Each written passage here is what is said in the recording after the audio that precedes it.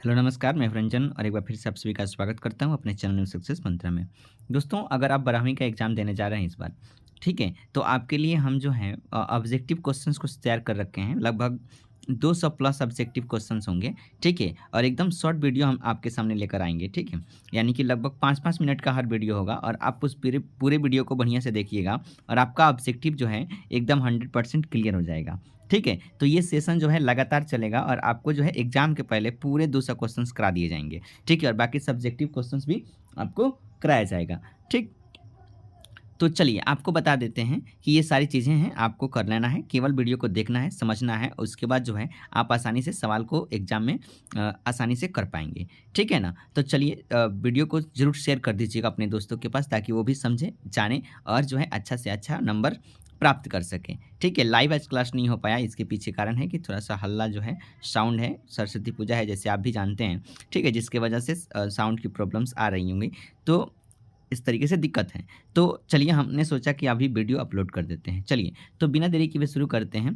पहला क्वेश्चन है Indian civilization and culture has been written by, यानी कि इंडियन सिविलाइजेशन एंड कल्चर किसके द्वारा लिखा गया है? तो आपको याद रखना है कौन लिखे हैं? महात्मा गांधी। पहला का आंसर क्या होगा? महात्मा गांधी। यानी कि इंडियन सिविलाइजेशन की बात होगी तो महात्मा गांधी को आपको याद रखना है। चलिए, नेक्स्ट क्वेश्चन है कि India's glory is that it is, India का ग्लोरी है, क्या है? तो दैट इट इज़ इमूवेबल, यानी कि इंडिया की जो ग्लोरी है वो क्या है? इमूवेबल है। एंड इमूवेबल याद रखिएगा, बहुत ही इंपॉर्टेंट क्वेश्चन है, कई बार पूछा भी सवाल है, ठीक है? तो इंडिया की जो ग्लोरी है वो क्या है? इमूवेबल है, ठीक है ना? आपको ऐसे ही याद रखना है। चलिए, आगे है कि our forefather did not invent machinery, हमारे जो पूर्वज हैं वो उन्होंने मशीनरी का आविष्कार नहीं किया, बिकॉज क्योंकि the this would made us lazy, यानी कि अगर मशीनरी का आविष्कार करेंगे, हमारे पूर्वज मशीनरी का आविष्कार नहीं किए, क्यों? क्योंकि this would made us lazy, यानी कि ये हमें क्या करेगा? आलसी बना देगा। चलिए नेक्स्ट क्वेश्चन है, civilization points out to man the path of duty is from, यानी सिविलाइजेशन जो है लोगों के पॉइंट आउट करता है, उल्लेख करता है इंसान की ड्यूटी को, ठीक है? ये लाइन कहाँ से लिया गया है आपको याद रखना है, सिविलाइजेशन। तो सिविलाइजेशन की बात होगी, सीधा से बात आपको याद रखना है, इंडियन सिविलाइजेशन एंड कल्चर से लिया गया है और इसके लेखक गांधी जी हैं। चलिए अगला सवाल है कि the sentence civilization is that mode of conduct which points out to man the path of duty, ठीक है? यानी कि वाक्य जो civilization is the mode of conduct which points out to man the path of duty, इसको कहाँ से लिया गया है? तो इसको लिया गया है इंडियन सिविलाइजेशन एंड कल्चर से लिया गया है। कहाँ से लिया गया है? इंडियन सिविलाइजेशन एंड कल्चर से लिया गया है। नेक्स्ट क्वेश्चन है कि Bharat is my home has been written by, Bharat is my home कहाँ से लिया गया है? तो याद रखना है डॉक्टर जाकिर हुसैन के द्वारा डॉक्टर जाकिर हुसैन के द्वारा लिखा गया है, सॉरी रिटन बाई, ठीक है? तो Bharat is my home has been written by कौन लिखा है?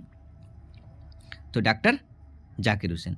नेक्स्ट क्वेश्चन है कि doctor Zakir Hussain says that the education is a dash instrument of national purpose, यानी डॉक्टर जाकिर हुसैन कहते हैं कि जो शिक्षा है वो डैश इंस्ट्रूमेंट है ऑफ नेशनल पर्पज, राष्ट्रीय उद्देश्यों के लिए डैश इंस्ट्रूमेंट है। तो याद रखना है प्राइम इंस्ट्रूमेंट है, यानी कि शिक्षा प्राइम इंस्ट्रूमेंट है, ठीक है? नेशनल पर्पज के लिए, इसको याद रखना है। चलिए आगे है कि doctor Zakir Hussain enter the office of the president in a spirit of, यानी कि डॉक्टर जाकिर हुसैन जो हैं प्रेसिडेंट जब राष्ट्रपति बने तो राष्ट्रपति के ऑफिस में जो है प्रवेश किए इन द स्पिरिट ऑफ, तो टोटल डायरेक्शन, आपको क्या भरना है? टोटल डायरेक्शन, यानी कि पूर्ण समर्पण के साथ उन्होंने डॉक्टर जाकिर हुसैन जो थे उन्होंने प्रेसिडेंट के ऑफिस में प्रवेश किए कि हम जब जितने दिन तक रहेंगे, जितने साल तक रहेंगे, एकदम टोटल डायरेक्शन के साथ काम करेंगे, ठीक है? पूर्ण समर्पण के साथ क्या करेंगे?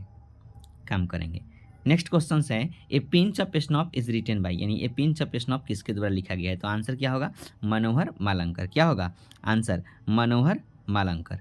चलिए अगला सवाल है कि a pinch of snuff is a dash, तो a pinch of snuff is क्या है? तो ए पिंच ऑफ स्नॉप एक शॉर्ट स्टोरी है, क्या है? शॉर्ट स्टोरी है, आपको याद रखना है। अगला देखिए, अगला है कि who was coming to visit the narrator's family, narrator के परिवार में कौन आ रहे थे विजिट करने? तो वो कौन थे? नानू काका। नरेटर जो लेखक है, लेखक के परिवार में कौन आ रहे हैं? तो नानू काका आ रहे हैं। अगला सवाल है कि नानू Kaka was the narrator's dash, तो नानू काका जो थे वो नरेटर के क्या थे? तो मैटरनल अंकल थे। क्या थे? Maternal uncle. आगे देखिए, Nanu Kaka was coming from Delhi to dash, तो नानू काका दिल्ली आ रहे थे किससे? किन किन से मिलने के लिए? तो सम मिनिस्टर्स, यहाँ पे मिनिस्टर होगा, ठीक है? एम मिनिस्टर छूट गया है, तो चलिए सी सम मिनिस्टर्स, क्या होगा? मिनिस्टर। आपको याद रखना है नानू काका दिल्ली आ रहे थे कुछ मंत्रियों से मिलने के लिए। चलिए नेक्स्ट है इम्निसिपेशंस इम्निसिपेशंस प्रोक्लेमिनेशन गेव द निग्रो डैश। तो इम्निसिपेशंस प्रोक्लेमिनेशन निग्रो जाति को क्या दिया, ठीक है, स्वतंत्रता की जो घोषणा हुई, इम्निसिपेशन की जो प्रोक्लेमिनेशन, प्रोक्लेमिनेशन मतलब होता है घोषणा, जो घोषणा हुई, क्या घोषणा हुई निग्रो जाति के लिए कि फ्रीडम फ्रॉम स्लेवरी, यानी कि आपको जो है गुलामी से क्या हुआ, आज़ादी मिली, इसकी घोषणा हुई। आगे है the negro still finds himself an exile. तो इन जो निग्रो जाति अपने आप को पाते हैं एक्साइल, निकाले हुए, कहाँ से, ऑन हिज लैंड, अपने ही धरती से निकाले हुए पाए जाते हैं, ठीक है।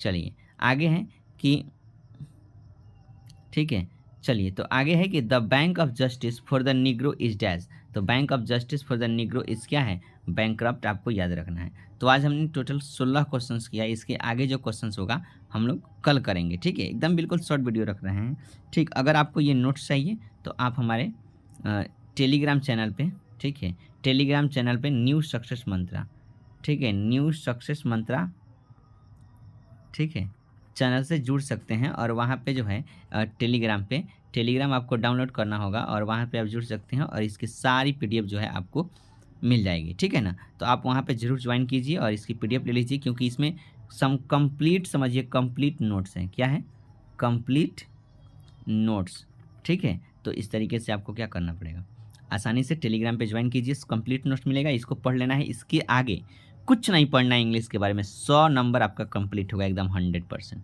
ठीक है ना। तो चलिए बाय बाय, टेक केयर, ख्याल रखिए अपना, पढ़ते रहिए, मुस्कुराते रहिए। जय हिंद, जय भारत, थैंक यू।